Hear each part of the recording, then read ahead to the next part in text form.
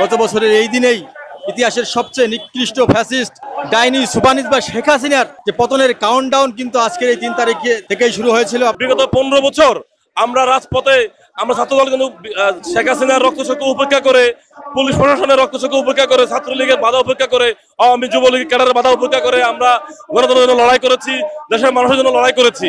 আগামী দিনে ইনশাআল্লাহ দেশ পরিচালনাতে আমাদের সরকার ক্ষমতা আসলে ছাত্রদল সবসময় সাধারণ শিক্ষার্থীর পাশে থাকবে। ক্যাম্পাসমুখী যে শিক্ষার যে নষ্ট করে ফেলতে ছাত্রলীগ একচেটিয়াভাবে একক আধিপত্য বিস্তার করছে ছাত্রলীগ বিগত দিনে, ছাত্রদল তা কখনোই করবে না। সকল সংগঠনকে নিয়ে সবাইকে কাঁধে কাঁধ মিলিয়ে আমরা আগামীতে শিক্ষা প্রতিষ্ঠানগুলোতে কাজ করব এবং সারা দেশে কাজ করব। বিগত এই 3 আগস্ট আমরা এই জায়গায় অবস্থান করেছিলাম, শহীদ মিনারে অবস্থান করেছি। আমাদের জীবন ছিল দুর্বিষহ, এই দিনটা ছিল খুবই কালজয়ী একটা দিন। এই দিনে কিন্তু এক দফার ঘোষণা এসেছে শহীদ মিনার থেকে, আপনারা সবাই অবগত। তো আজকের এই দিনে আমরা ফ্যাসিস্ট পতন করতে পেরে সবার মধ্যে একটা আনন্দ, একটা উৎফুল্ল। হ্যাঁ, এর পাশে আমরা অনুগত, আমরা ব্যথিত। আমার অনেক সহযোদ্ধা মারা গিয়েছে, শহীদ হয়েছে, অনেক সহযোদ্ধা আহত হয়েছে। আমি নিজে একজন আহত জুলাই যোদ্ধা, তো তাদেরকে আমি স্মরণ করি। এবং আজকে সুশৃঙ্খলভাবে আমরা কিন্তু অতীতে প্রোগ্রাম করতে গেলে পুলিশের বাধা উপেক্ষা করতে হয়েছে, ছাত্রলীগের হামলার শিকার হতে হয়েছে। কিন্তু আজকে এই ধরনের কোনো বিশৃঙ্খলা নাই, রাস্তায় পরিবহন চলতেছে। আমরা আমাদের ভলেন্টিয়ার আইন শৃঙ্খলা আমাদের টিম করা আছে, তারা সুশৃঙ্খলভাবে সব দিকে সাধারণ মানুষের ভোগান্তি না হয় সেদিকে আমরা লক্ষ্য করতেছি।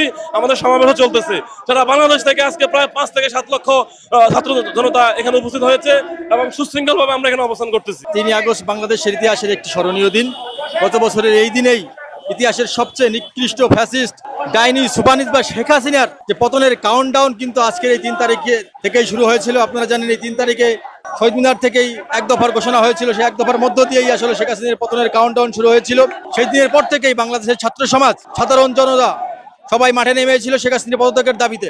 আপনারা জানেন সেই দিনের পর থেকে 4 তারিখ এবং 5 তারিখে রক্তক্ষয়ী সংঘর্ষের মধ্য দিয়ে বাংলাদেশ ফ্যাসিবাদ মুক্ত হয়েছে, নতুন বাংলাদেশের অভ্যুদয় হয়েছে। সেই বাংলাদেশ জাতীয়তাবাদী ছাত্রদল এই আন্দোলনে ব্যাপক ভূমিকা রেখেছে। আপনারা জানেন বাংলাদেশ জাতীয়তাবাদী ছাত্রদলের 144 জনের উপরে শুধু ছাত্রদলের নেতাকর্মী শহীদ হয়েছে। জনাব তারেক রহমানের 31 দফা বাস্তবায়নের যে মূল লক্ষ্য, সেই লক্ষ্যকে বুকে ধারণ করে বাংলাদেশ জাতীয়তাবাদী ছাত্রদল এই জুলাই অভ্যুত্থানকে বুকে ধারণ করে সেই স্পিরিটকে কাজে লাগিয়ে সামনে এগিয়ে যাবে। জাতীয়তাবাদী ছাত্রদল প্রতিষ্ঠা লগ্ন থেকে প্রত্যেকটা লড়াই, আন্দোলন, সংগ্রামে জাতীয়তাবাদী ছাত্রদল অগ্রণী ভূমিকা পালন করেছে।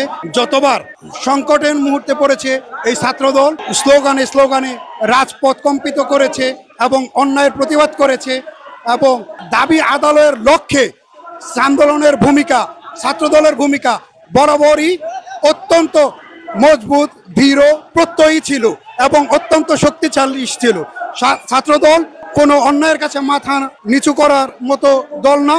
ছাত্রদল সর্বদাই সত্য, ন্যায়, ইনসাফ এবং একটা আদর্শিক রাষ্ট্র গঠনের জন্য ছাত্রদলের ভূমিকা পূর্বেও ছিল এবং আগামীতেও এর অধিক বেশি শানিত হয়ে ইনশাআল্লাহ ছাত্রদল প্রস্তুত হচ্ছে আগামীর সুন্দর রাষ্ট্র গড়ার জন্য তারেক রহমানের নেতৃত্বে।